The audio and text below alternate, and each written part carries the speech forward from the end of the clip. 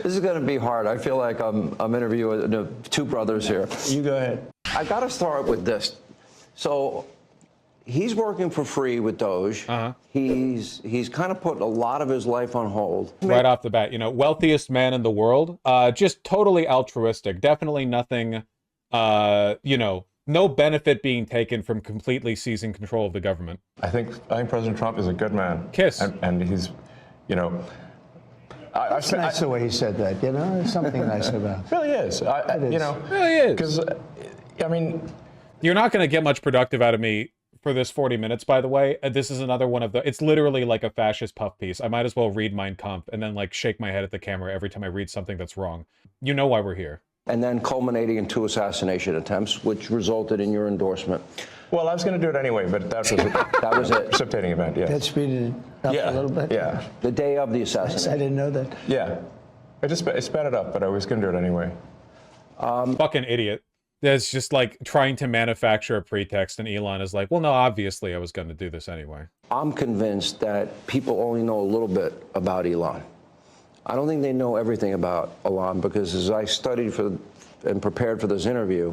Fucking incredible, by the way. Here's our first real sit-down interview with the President of the United States. Let's hear a little bit more about this guy, this unelected official right next to you, you know? Because we know who's really in charge. Elon? Oh, Elon for a while was really insistent that people call him Elon because it sounds more sci-fi, but then he gave up on it. You can find a few videos of him trying to like push that and getting really dejected when people wouldn't do it.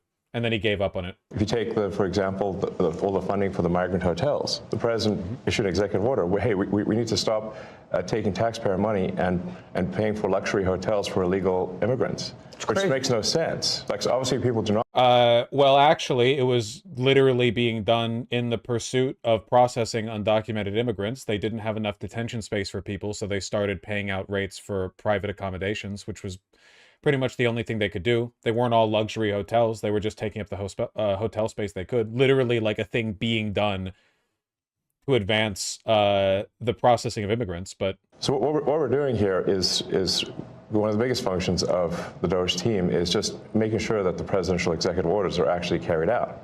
And this is, I just want to point out, this is a very important thing, because the president is the elected representative of the people.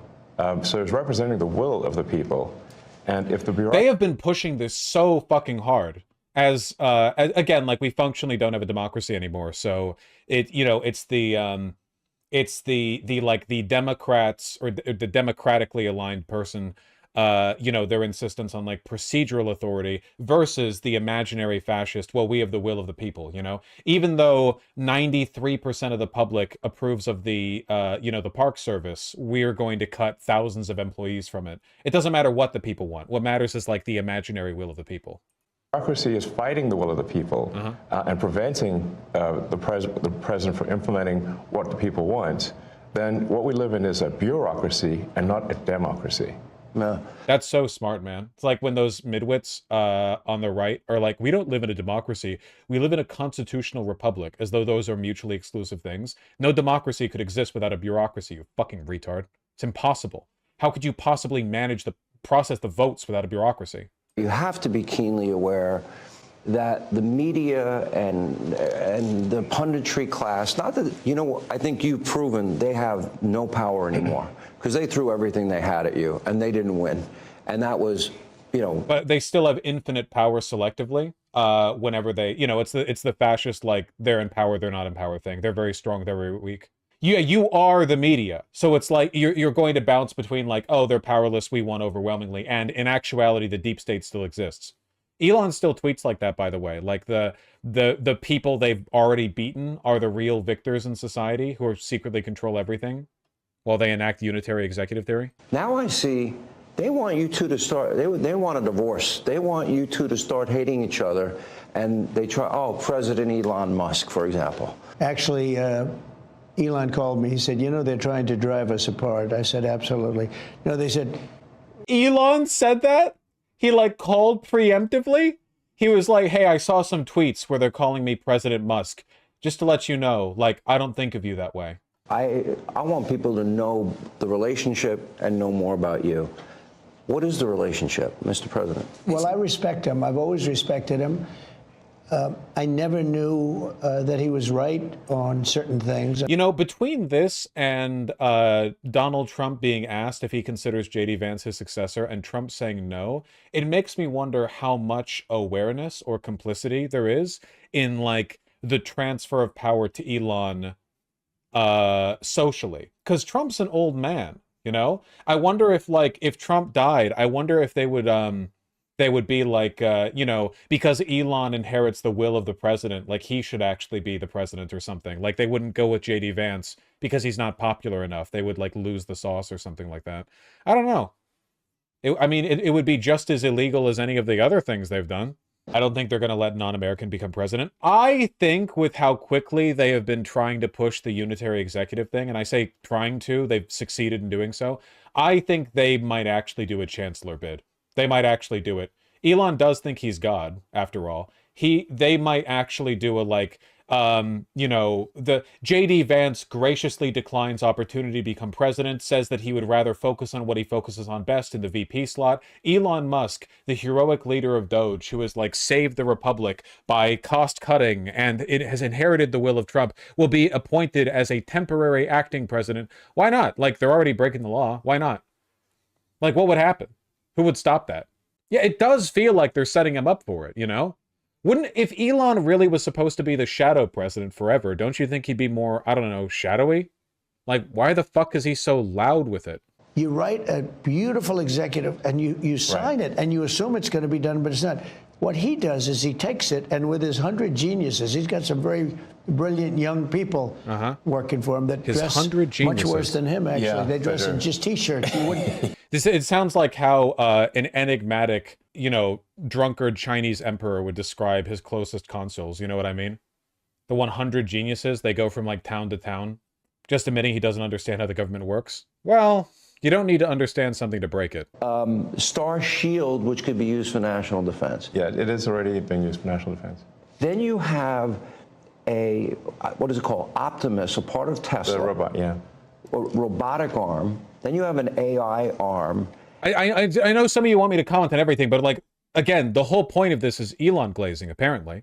I mean, there was literally like a chapter summary up through here. It seems like none of this is about Trump. Look, the final section, Trump, Elon is a very good person. It's this whole thing. I'm telling you, man, they're setting him up to be the president. Like my initial estimation, my opening guess was that Elon was going to be like the de facto president by controlling things behind the scenes, hence the shadow president stuff. But it kind of seems like he wants the limelight too much. He's too obsessed with people's approval and attention.